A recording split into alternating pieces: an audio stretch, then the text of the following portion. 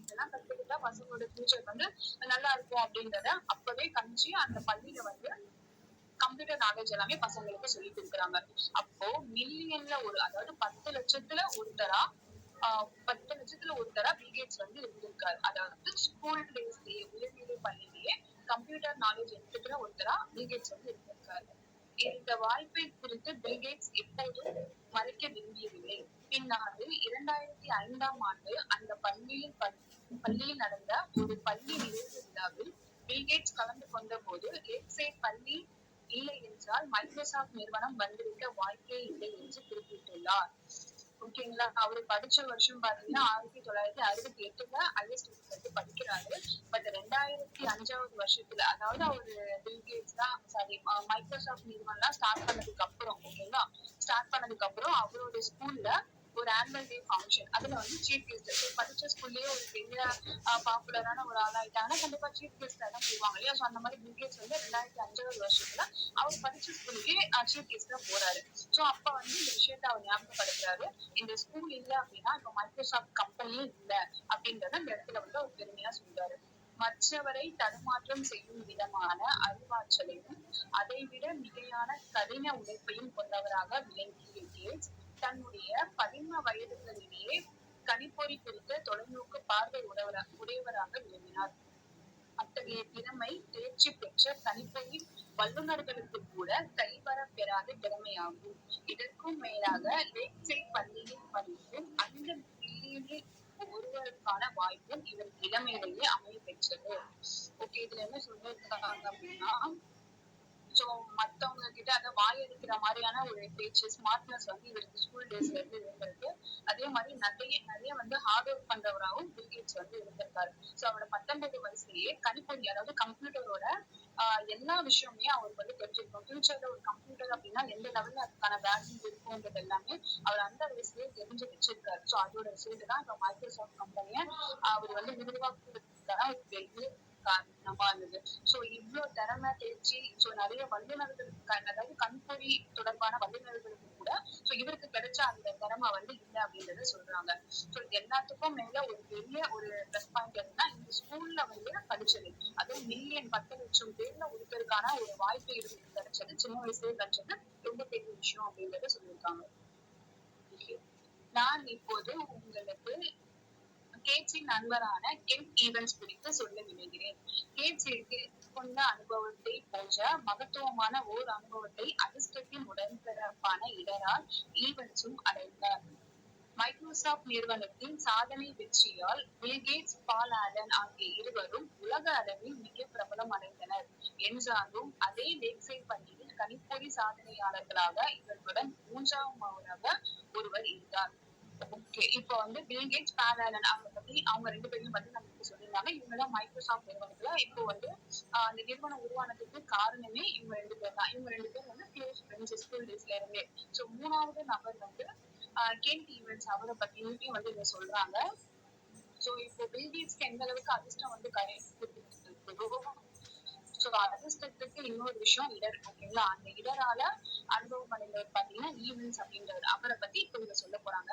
So இவங்க ரெண்டு பேரும், அதாவது பில்கேட்ஸும் பால் ஆலனும் எந்த அளவுக்கு ஒரு கணிப்பொறியை பத்தி தெரிஞ்சுக்கிட்டு ஒரு நாலேஜபிளா இருந்தாங்களோ அதே மாதிரிதான் சோ இவருமே, அதாவது கென்ட் ஈவன்ஸ் அப்படின்றவருமே. கென்ட் ஈவன்ஸ், பில்கேட்ஸ் இருவரும் 8ஆம் வகுப்பிலேயே நண்பர்களாயினர். பில்கேட்ஸின் அனுமானத்தின்படி அந்த வகுப்பின் சிறந்த மாணவர் ஈவன்ஸ் ஆவார். அவர்கள் இருவரும் மணிக்கணக்கில் தொலைபேசியில் உரையாடுவதை நினைவு கூறும் பில்கேட்ஸ், வில்லியன் மூலையிலிருந்து என்னும் ஆவணப்பதிப்பில் கென்ட்டின் தொலைபேசி எண், அவரோட நம்பர் கொடுத்திருக்காங்க, 5257851 என்பதை நான் இன்னும் நினைவில் வைத்துள்ளேன் என்கிறார். அதாவது 8th ஸ்டாண்டர்ட்ல இருந்து கென்ட் ஈவன்ஸ், பில்கேட்ஸ் ரெண்டு பேரும் ஃப்ரெண்ட்ஸ் ஆக ஆரம்பிக்கிறாங்க. சோ அந்த கிளாஸ்லயே பாத்தீங்கன்னா ஈவன்ஸ் தான் வந்து நல்ல ஒரு டேலண்டான பர்சன் அப்படின்னு சொல்லி பில்கேட்ஸ் அப்பவே வந்து நினைச்சிருக்காரு. சோ இவங்க ரெண்டு பேரும் பாத்தீங்கன்னா மணிக்கணக்குல ரொம்ப நேரமா வந்து போன்ல வந்து இதை பத்தி பேசிட்டே இருப்பாங்களாம். சோ அப்ப அவர் என்ன பண்றாருன்னா, ஒரு ஆவண பகுதினா ஒரு, அதாவது அவங்களோட ஃபியூச்சர், அது வந்து எப்படி சொல்றது, சோ அவங்களோட பில்கேட்ஸ் வந்து சொல்லியிருக்காரு. சோ அவரோட போன் மணிக்கணக்குல போன்லயே நாங்க எப்பவுமே பேசிட்டு இருக்கோம் ஸ்கூல் டேஸ்ல. சோ அவரோட நம்பர் கூட எனக்கு இன்னமும் ஞாபகம் இருக்கு அப்படின்னு சொல்லி அவர் குறிப்பிட்டு இருக்காரு. அந்த நம்பரையுமே கொடுத்திருக்காரு. சோ பில்கேட்ஸ், பால் ஆலன் ஆகியோரின் திறமைக்கு சற்றும் குறையாத வகையில் கென்ட் ஈவன்ஸும் கணிப்பொறி திறமை பெற்றவராக விளங்கினார். ஒரு சமயம் லேக்சைட் பள்ளி அதனுடைய முழு பள்ளிக்கான பாடத்திட்டத்தை நிர்ணயிக்கும் முயற்சியில் திண்டாடியது. நூற்றுக்கணக்கில் இருந்த மாணவர்களின் விருப்ப பாடங்களுக்கான பாட நேரம் மற்ற பாட நேரங்களுடன் முரண்பட்டதால் பாடத்திட்டத்தை நிர்ணயிக்கும் வேலை இடியாப்ப சிக்கலாக இருந்தது. அந்த சிக்கலை தீர்க்க கணிப்பொறியின் மூலம் ஒரு தீர்வை கொண்டு வரும் பொறுப்பை பள்ளி நிர்வாகம் பில் கேட்ஸ், கென்ட் ஈவன்ஸ் ஆகிய மாணவர்களிடம் கொடுத்தது. அந்த முயற்சி வெற்றியையும் பெற்றது.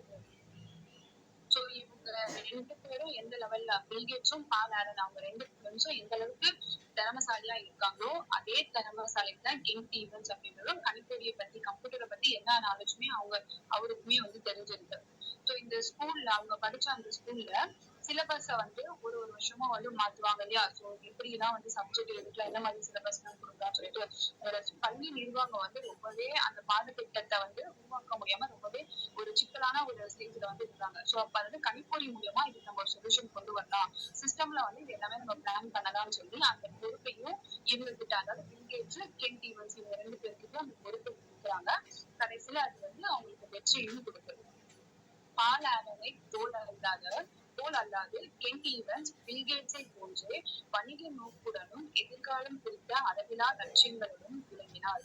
கென்ட் எப்போதும் ஒரு வழக்கறிஞர் கையில் வைத்திருக்கும் கைப்பெட்டியை போன்றதொரு பெரிய கைப்பெட்டியை வைத்திருப்பார் என்று குறிப்பிடும் பில் கேட்ஸ், அடுத்த 5 அல்லது 6 ஆண்டுகளில் நாங்கள் எப்படி இருப்போம் என்பதை நாங்கள் இருவரும் திட்டமிட்டுக் கொண்டே இருப்போம்.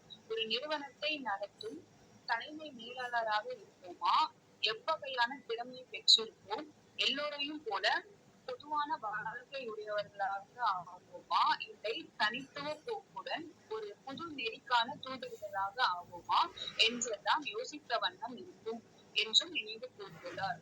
எதிர்காலம் எத்தகையதாக இருந்தாலும் அவர்கள் இருவரும் சேர்ந்தே பயணிப்பார்கள் என்ற கருத்தை உடையவர்களாகவே பில் கேட்ஸும் கென்ட் ஈவன்ஸும் இருந்தனர். ஓகே, இப்ப பால் ஆலன் அவர் ஃப்ரெண்ட் இருக்காரு இல்லையா. சோ அவரை மாதிரி இல்லாம கென்ட் ஈவன் அப்படின்றவரு அவர் எப்பவுமே பாத்தீங்கன்னா எப்படி ஒரு பிசினஸ் பண்ணணும் அப்படின்ற ஒரு மைண்ட் செட்லயும் இருப்பாரு. அதே மாதிரி நம்ம ஃபியூச்சர்ல எப்படிலாம் இருக்கலாம் அப்படின்ட்டு நிறைய பிளான் வச்சிருக்காரு. யாரு, பில் கேட்ஸ் மாதிரியும் அவரோட ஃப்ரெண்ட் கென்ட் ஈவன்ஸும் அந்த மாதிரி நிறைய பிளான் வச்சிருக்காங்க. சோ இவர் என்ன பண்ணுவாருன்னா, இந்த லாயர் எல்லாம் பாத்தீங்கன்னா ஃபைல்ஸ் எல்லாம் வச்சு கையில ஒரு பெட்டி வச்சிருப்பாங்க இல்லையா. அந்த மாதிரி ஒரு பெட்டியோடய இவர் அதாவது கென்ட் ஈவன்ஸ் அப்படின்றது எப்பவுமே கையில பெட்டி வச்சுட்டு சுத்திட்டு இருப்பாராம். சோ இவங்க எப்பவுமே பேசிட்டு இருக்கும்போது அடுத்த 5 இல்லைன்னா 6 வருஷம் கழிச்சு நம்ம எப்படி இருப்போம், சோ நம்ம ஒரு பெரிய கம்பெனியை ஸ்டார்ட் பண்ணி அதுல ஒரு பெரிய லெவல்ல ஒரு பெரிய போஸ்டிங்ல இருப்போமா, இல்லைன்னா நம்ம நிறைய திறமசாலிகளா இருப்போமா, இல்ல மத்தவங்கள மாதிரி இருப்போமா, இல்ல அவங்கள மாதிரி இல்லாம தனித்துவமா நம்ம இருப்போமா அப்படிலாம் எனி டைம் யோசிச்சுட்டே இருப்பாங்க. பட் நம்ம எப்படி இருந்தாலும் நம்ம ஃபியூச்சர்ல எந்த லெவல்ல எப்படி இருந்தாலும் நம்ம ரெண்டு பேரும் எப்பவுமே ஒன்னாதான் இருக்கணும் அப்படின்றதெல்லாம் இவங்க ஸ்கூல் டேஸ்லயே பேசிட்டு இருக்காங்க. கென்ட்டுடனான தன்னுடைய நட்பை நினைவு கூர்ந்த பில் கேட்ஸ், நாங்கள் இணைந்து பணியாற்றி இருந்திருப்போம், கல்லூரிக்கும் நாங்கள் இருவரும் சேர்ந்து போயிருந்திருப்போம் என்பது நான் உறுதியாக கூறுவேன் என்கிறார். பில் கேட்ஸ், பால் ஆலன் போன்று கென்ட் ஈவன்ஸும் மைக்ரோசாப்ட் நிறுவனத்தின் ஒரு நிறுவனராக இருந்திருப்பார். ஆனால் அது நடந்தேறவில்லை. தன்னுடைய உயர்நிலை கல்வியை முடிப்பதற்கு முன்பாகவே கென்ட் ஈவன்ஸ் ஒரு மலையேறும் முயற்சியின் போது நடந்த விபத்தில் தன் உயிரை இழக்க நேர்ந்தது. ஓகே, இது என்ன சொல்றாங்க அப்படின்னா, சோ கென்ட் அவரோட ஃப்ரெண்ட்ஷிப் எல்லாமே பத்தி பில் கேட்ஸ் சொல்லிட்டு வராரு. சோ நாங்க ரெண்டு பேருமே ஒரே கம்பெனில தான் வேலை செஞ்சுட்டு இருக்கோம். சோ ஒரே மாதிரி காலேஜுக்கு தான் நாங்க போயிருக்கோம். இப்ப பால் ஆலனும் இவங்களும் எப்படி ஒன்னா சேர்ந்து மைக்ரோசாப்ட் நிறுவனத்தை ஸ்டார்ட் பண்ணாங்களோ அதே மாதிரி இந்த நிறுவனத்துல கென்ட் ஈவன்ஸும் இருந்திருப்பாரு. ஆனா இப்ப அது எதுவுமே நடக்கல. ஏன்னா அவர் ஸ்கூல் படிச்சுட்டு இருக்கும் போது கென்ட் ஈவன்ஸ் ஒரு மலையேற முயற்சியில ஈடுபட்டு இருக்கும் போது அங்க நடந்த ஒரு ஆக்சிடென்ட்ல தவறுதலா அவர் இறந்து போறாரு அப்படின்றது சொல்றாங்க. அமெரிக்காவில் ஒவ்வொரு ஆண்டும் மலையேறும் முயற்சிகளின் போது ஏறக்குறைய 3 டஜன் நபர்கள் விபத்தை சந்திக்க நேரிட்டு மரணம் அடைகின்றனர். பள்ளி மாணவர்களில் மலையேறும் முயற்சிகளின் போது மரணம் நேரிடும் சம்பவம் ஏறக்குறைய 1 மில்லியன் எண்ணிக்கையில் ஒன்றாகும். சோ அவங்க அமெரிக்கால ஒரு வருஷமும் மலையேற முயற்சி நடந்துட்டு இருக்கும். ஓகேங்களா. சோ அப்ப 3 டஜன் நபர்கள், சோ அப்ப 36 பேர் கிட்டத்தட்ட அந்த விபத்தை விபத்துல வந்து மரணம் வந்து சொல்றாங்க. சோ அதுல பள்ளி மாணவர்கள் மரணம் அந்த மலையேறும் பயிற்சியில இருக்கும் அந்த முயற்சியில இருக்கும்போது கிட்டத்தட்ட ஸ்கூல் பசங்க மட்டுமே 1 மில்லியன் வகையில வந்து அந்த விபத்து வந்து அவங்களுக்கு நேரிடுது அப்படின்னு சொல்றாங்க. பள்ளியில் தன்னுடைய உயர்நிலை கல்வியை முடித்ததன் மூலம் மில்லியன் மாணவர்களில் ஒருவர் பெறும் பயனை அனுபவத்தை பெற்றவராகிறார் பில்கேட்ஸ். மில்லியன் மாணவர்களில் ஒருவர் எதிர்கொள்ளும் இடரால்தான் பில்கேட்ஸின் உடன் கனவு கண்ட லட்சியங்களை எல்லாம் எப்போதுமே அடையாத வகையில் மரணம் அடைகிறார் கென் ஸ்டீவன்ஸ். ஒரே விதமான திசை, ஒரே அளவிலான சக்தி, எதிரெதி திசைகளில் விளைவுகள். ஓகே, சோ இது அதிர்ஷ்டமும் இடரும் இவங்க லைஃப்ல வந்து எப்படி வந்து சொல்றாங்க. சோ ஒரே மாதிரி தான் இவங்க 2 பேருமே ஒரே மாதிரி ஸ்கூல்ல தான் வந்து படிச்சிருக்காங்க. சோ அதாவது லெட்ஸ்டேட் அப்படின்ற ஒரு பள்ளியில சோ கம்ப்யூட்டர் அமெரிக்காலேயே ஒரு கம்ப்யூட்டர் நாலேஜ் இருக்க ஒரு ஸ்கூல்ல தான் 2 பேருமே வந்து படிக்கிறாங்க. 2 பேருக்குமே வந்து என் லைஃப வந்து இப்படி வாழணும் சோ நிறைய கம்பெனி வந்து ஸ்டார்ட் பண்ணணும், சோ லைஃப்ல இப்படி எல்லாம் வளர்ந்து நிறைய கனவுகள் ஆசைகள் தான் இருக்காங்க. பட் பில்கேட்ஸ்க்கு வந்து அதிர்ஷ்டம் கை கொடுத்திருக்கு. சோ அதனால இப்போ மைக்ரோசாஃப்ட் நிறுவனத்தோட சிஇஓவா இருக்கு. சோ உலக பணக்கார லிஸ்ட்ல ஃபர்ஸ்ட் லெவல்ல வந்து இருக்காரு. ஆனா கென் ஸ்டீவன்ஸ் அவருக்கு நடந்த ஒரு இடரால அவர் வந்து ஒரு ஆக்சிடென்ட்ல இறந்து போறாரு. சோ அதிர்ஷ்டமும் இடரும் சோ ஒரே மாதிரி தான் இருக்கு அப்படின்றத இங்க சொல்லிருக்காங்க. சோ ஆனா இவங்க 2 பேரோட ஃபியூச்சர் பிளானும் ஒரே மாதிரிதான், ஒரே லெவல்ல தான் டேலண்டா இருந்திருக்காங்க. ஆனா எதிரெதிர் திசையில இருந்ததுனால இந்த மாதிரியான ஒரு தேர்வு. தனிப்பட்ட மனித உழைப்பை தவிர வாழ்க்கையை நடைமுறைப்படுத்தும் மெய்யான சக்திகளாக அமைவதை அதிர்ஷ்டமும் இடர்களும். இவற்றில் ஒன்றை நம்பிக்கொண்டு மற்றொன்றை அதே அளவிற்கு நம்ப முடியாமல் இருப்பது சாத்தியமற்றது என்று நினைக்க வைக்கும் அளவிற்கு இவ்விரண்டும் ஒத்த குணங்களை உடையவைகளாகவே உள்ளன. இவ்விரண்டும் நடைபெறுவதற்கான காரணம் தனி மனிதனின் 100% செயல்களே அவனுடைய வெற்றி தோல்விகளில் 100%த்தையும் நிர்ணயிக்கின்றன என்பதை பொய்யாக்கும் விதமான சூழலை ஏற்படுத்தும் இந்த உலகின் சிக்கலான போக்கே ஆகும். 7 பில்லியன் மனிதர்களும் இயக்கத்தில் இருக்கும் கணக்கற்ற மற்ற பொருட்களும் விளையாடும் ஒரு விளையாட்டில் நீ ஒருவனே. உணர்வு பூர்வமாக நீ எடுக்கும் உள்முடிவினால் உண்டாகும் விளைவுகளை விட உன்னிலிருந்து வெளிப்புறத்தில் உன் கட்டுப்பாட்டில் இல்லாது நடக்கும் வினைகளின் விபத்துகளின் தாக்கம் மிகப்பெரிய அளவிலான விளைவுகளை ஏற்படுத்தக்கூடியவை ஆகும். சோ ஒரு தனி மனுஷனோட உழைப்பு, ஓகேங்களா. சோ அதை தவிர நம்ம வாழ்க்கையை நடைமுறைப்படுத்துற சோ உண்மையான விஷயம் பாத்தீங்கன்னா இந்த அதிர்ஷ்டமும் இடர்களும், ஓகேங்களா. சோ நம்ம எவ்வளவுதான் வந்து நம்ம ஃபியூச்சருக்காக கஷ்டப்பட்டு உழைச்சாலும் சோ இந்த அதிர்ஷ்டமும் இடரும் எல்லாரோட லைஃப்லயும் கண்டிப்பா வந்து இருக்கும். சோ நம்ம சொல்லுவோம் இல்லைங்களா. சோ ஒரு சிலருக்கு எல்லாம் பாத்தீங்கன்னா சோ கஷ்டப்படாமயே லைஃப்ல வந்து எல்லாமே நடக்குது. ஒரு சிலருக்கு ஸ்டார்டிங்ல இருந்து இந்த அதிர்ஷ்டம் கை கொடுத்துட்டே வரும். பட் ஏதாவது ஒரு விஷயத்துல சோ நம்ம எல்லாம் வந்து அப்படி வாழணும், சோ எல்லா விஷயத்துலயுமே எனக்கு வந்து பாசிட்டிவா தான் இருந்தது, எல்லாமே நான் நினைச்சது எல்லாமே நடந்துச்சு. பட் ஏதோ ஒரு சடனான ஒரு சுச்சுவேஷன்ல இப்படி நடக்கும் நான் எதிர்பார்க்கல. சோ ஸ்டார்டிங்ல என்னதான் உங்களுக்கு அதிர்ஷ்டம் கை கொடுத்தாலும் பட் ஏதோ ஒரு ஸ்டேஜ்ல அந்த இடமும் வரதான் செய்யும். ஒரு சிலர் வந்து சின்ன வயசுல இருந்தே எல்லா இடரும் சந்திச்சு ரொம்ப கஷ்டப்பட்டு வந்திருப்பாங்க. சோ மேல ஏற ஏற ஏதாச்சும் ஒரு சறுக்கல்கள் வந்துகிட்டே இருக்கும். பட் அது எல்லாத்தையும் தாண்டி ஓவர் கம் பண்ணி வரும்போது லாஸ்ட்ல அந்த அதிர்ஷ்டம் வந்து கை கொடுக்கும், ஓகேங்களா. சோ இப்ப நம்ம வெஸ்டேஜே எடுத்துக்கோங்க.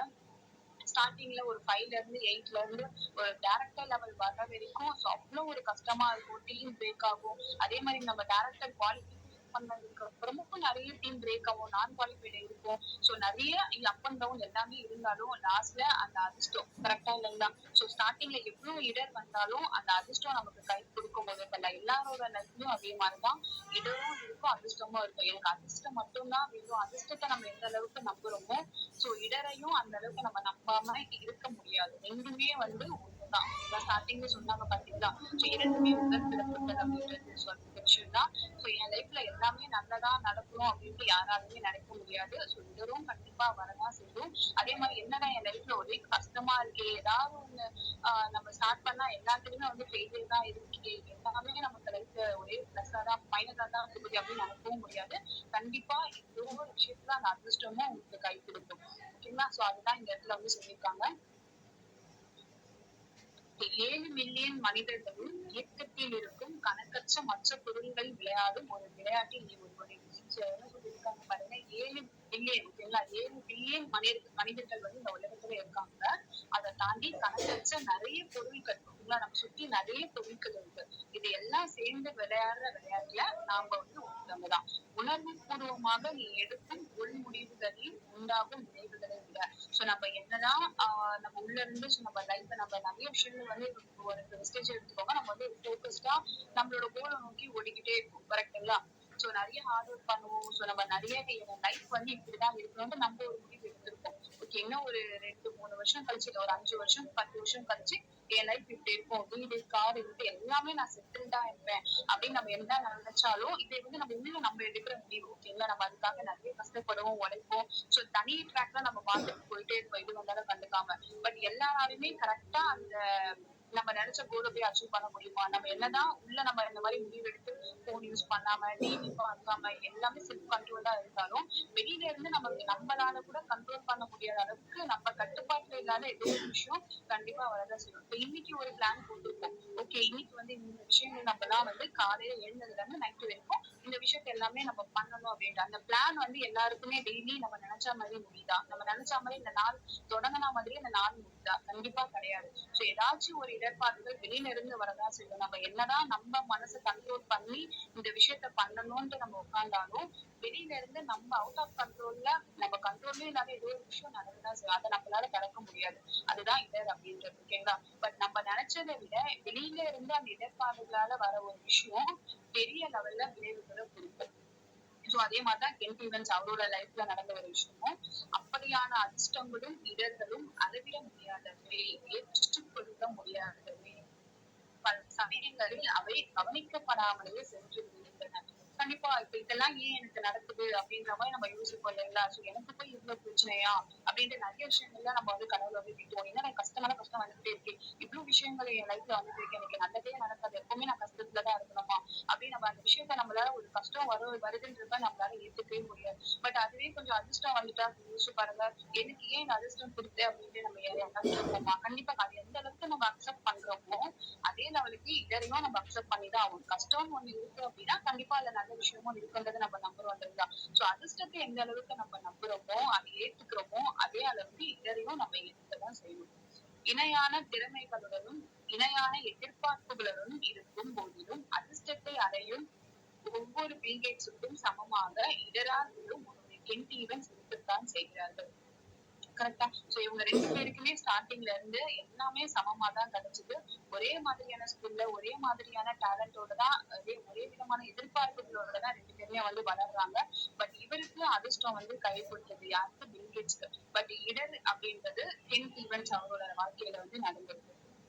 அதிர்ஷ்டத்துக்கும் இடருக்கும் ஒரே அளவிலான மதிப்பை நாம் வழங்க முற்படும் போதுதான் தனி மனிதனின் பொருளாதார வெற்றியை சரியாக நம்மால் உணர இயலும்.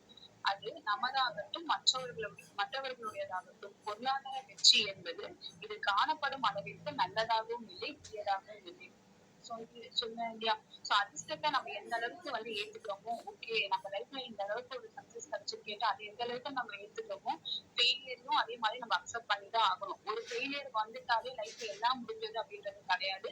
கண்டிப்பா அந்த இடத்துல சக்சஸ்ன்றதும் இருக்கும். இது 2த்தையுமே நம்ம வந்து ஒரே மாதிரியான வேல்யூ தான் இதுக்கு கொடுக்கணும். அதிர்ஷ்டம் வந்தா மட்டும் நான் ஏத்துப்பேன், ஃபெயிலியர் வந்து அதை நான் அக்செப்டே பண்ணிக்க மாட்டேன் அப்படின்றது இருக்காம இது 2த்தையும் எந்த அளவுக்கு நம்ம ஒரே மாதிரி பாக்குறோமோ அப்போ கிடைக்கிற அந்த பொருளாதார வெற்றின்றது அவ்வளவு பெரிய ஒரு சந்தோஷமான விஷயமா இருக்கும் அப்படின்றத சொல்றாங்க.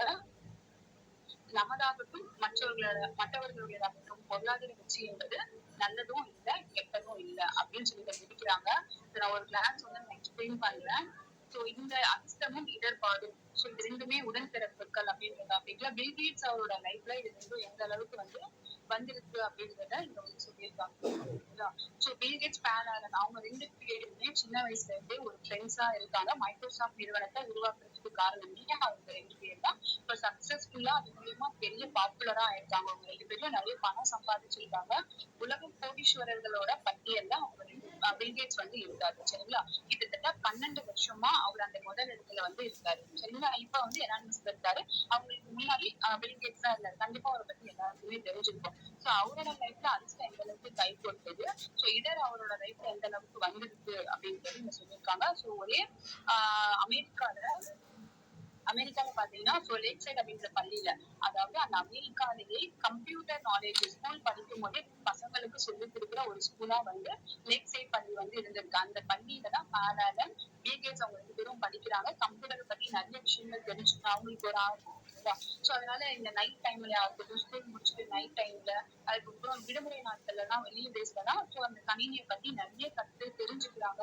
ஓகே, அப்போ ஒரு இதழ்ல வந்து, அதாவது ஒரு பேப்பர்ல வந்து பாக்குறாங்க, ஃபார்ச்சூன் அப்படின்ற ஒரு கம்பெனி. ஓகேங்களா, அந்த கம்பெனி வந்து ஃபார்ச்சூன்ன்றது ஒரு பிராண்டு. சோ அந்த பிராண்ட்ல நிறைய கம்பெனி இருக்கு அப்படின்றத பில்கேட்ஸ் வந்து பாக்குறாரு. இதை பத்தி பாலாலன் அவர்கிட்ட கேக்குறாரு, இதை பத்தி நீ என்ன நினைக்கிறேன்? இல்ல, எனக்கு எதுவும் ஐடியா இல்லைன்னு அவர் சொல்றாரு. சோ இதே மாதிரி நம்மளும் ஒரு ஃபியூச்சர்ல ஒரு கம்பெனி வந்து நம்மளும் ஸ்டார்ட் பண்றவங்களா இருந்தா அப்படின்ற மாதிரி ஒரு கொஸ்டின் வந்து கேட்கிறாரு. சோ அதோட வெளிப்பாடு அப்படின்னா மைக்ரோசாஃப்ட் நிறுவனம் ட்ரில்லியன், ஓகேங்களா, ட்ரில்லியன் அப்படின்றது 1,00,000 கோடி, அந்த லெவல்ல வேல்யூ வந்து அந்த மைக்ரோசாஃப்ட் மூலமா அவங்க சம்பாதிச்சிருக்காங்க. சரிங்களா. சோ அதுக்கப்புறம் ஒரு கணக்கீடும் சொல்றாங்க. அதாவது 1968ல 303 மில்லியன் பசங்க ஸ்டூடெண்ட் வந்து உயர்நிலை பள்ளியில படிக்கிறாங்க. சோ அதுல வந்து 300 மாணவர்கள் தான் லேக் சைட் பள்ளியில படிக்கிறாங்க. அப்ப மில்லியன்ல ஒருத்தருக்கு கிடைக்கக்கூடிய அந்த ஒரு எப்படி சொல்றது, அந்த ஒரு கல்வி, அதாவது கணினி படிப்பு அப்படின்றது பில்கேட்ஸ்க்கு வந்து கிடைக்குது. சோ அப்படி ஒரு அதிர்ஷ்டம் வந்து அவரோட லைஃப்ல சின்ன வயசுல இருந்தே கிடைச்சிருக்கு. சோ அதுக்கப்புறம் அவர் எதிர்பார்த்த அளவுக்கு கம்ப்யூட்டரை பத்தி நிறைய கத்துக்கிறாரு. சோ அதே பில்கேட்ஸ் எந்த அளவுக்கு ஒரு டேலண்டடா இருக்காரோ, அவரோட ஃப்ரெண்டு பாலாலன் எந்த அளவுக்கு ஒரு டேலண்டடா இருக்காரோ, அதே மாதிரிதான் கென்ட் ஈவன்ஸ் அப்படின்றவரும் இன்னொரு டேலண்டடான ஒரு பர்சன். சோ இவங்க பில்கேட்ஸோட மைண்ட் செட்டும் கென்ட் ஈவன்ஸ் அவரோட மைண்ட் செட்டும் ஒரே மாதிரி இருக்கு. ஒரு கம்பெனியை ஸ்டார்ட் பண்ணணும், சோ நல்ல வந்து அந்த நல்ல பெரிய ஒரு திறமைசாலியா இருக்கணும் அப்படின்னு நிறைய விஷயங்கள் ஸ்கூல் படிக்கும் போதுல இருந்து அவங்க இதை பத்தி எல்லாமே பேசிட்டு இருக்காங்க. சோ நம்ம ஃபியூச்சர்ல வந்து ஒரே கம்பெனில வேலை செஞ்சாலும் இல்ல ஒரே எந்த ஒரு இடத்துல இருந்தாலும் 2 பேரும் ஒன்னாதான் இருக்கணும் அப்படின்ற மாதிரி தான் அவங்க பேசிக்கிறாங்க. பட் அதனால அது நடக்கல. ஏன்னா ஒரு ஆக்சிடென்ட்ல கென்ட் ஈவன்ட் வந்து இறந்து போறாரு. அவரோட லைஃப்ல நடந்த ஒரு இடர் இல்ல. ஆனா பில்கேட்ஸ் வந்து அவரோட லைஃப்ல நடந்த ஒரு அதிர்ஷ்டம் மூலியமா மைக்ரோசாஃப்ட் நிறுவனத்தை வந்து ஆரம்பிக்கிறாரு. அது மூலியமா உலக அளவுல பெரும் ஒரு பாப்புலராகவும் இருக்காரு. ஓகேங்களா. இவங்களோட லைஃப்ல இடரும் அதிர்ஷ்டமும் எந்த அளவுக்கு வந்து இருந்திருக்கு அப்படிங்கிறது வந்து ஒரே விஷயம் தான், ஒரே உடன்பிறப்புகள் தான். எல்லாரோட லைஃப்லயும் இது 2மே கண்டிப்பா இருக்கும். அது எல்லாமே ஓவர் கம் பண்ணி நம்ம வந்துதான் ஆகணும். அதிர்ஷ்டத்தை மட்டும் நம்ம ஏத்துப்பேன், எந்த ஒரு சக்சஸ் வந்தாலும் நான் ஏத்துப்பேன், ஃபெயிலியரை ஏத்துக்க மாட்டேன் அப்படின்னு இருக்கக்கூடாது. ரெண்டுத்தையுமே நம்ம எந்த அளவுக்கு ஈக்குவலா பாக்குறோமோ அந்த லெவலுக்கு நம்ம அந்த பொருளாதார வெற்றியை வந்து ஆஹ் அந்த ஃபீலிங்க வந்து நம்மளால என்ஜாய் பண்ண முடியும் அப்படின்றது சொல்றாங்க. ஸோ கண்டிப்பா பில்கேட்ஸோட லைஃப்ல எப்படி இந்த இடரும் அதிர்ஷ்டமும் இருக்குன்றத பார்த்தோம். ஸோ இவரோட லைஃப் இதோட சொல்லி முடிக்கிறாங்க. ஸோ நெக்ஸ்ட் நாளையில இருந்து வேற ஒருத்தரோட லைஃப்ல இந்த அதிர்ஷ்டமும் இடரும் எப்படி வந்து இருந்திருக்கு அப்படின்றத நம்ம நாளையோட டாபிக்ல பார்க்கலாம். ஸோ இன்னைக்கு புக் செக்ஷன் வந்து கண்டிப்பா ரொம்பவே யூஸ்ஃபுல்லா இருந்தது. ஸோ உங்களோட ஃபீட்பேக்கை குரூப்ல ஷேர் பண்ணுங்க. மீட்டிங் நம்ம பண்ணிக்கலாம். தேங்க்யூ.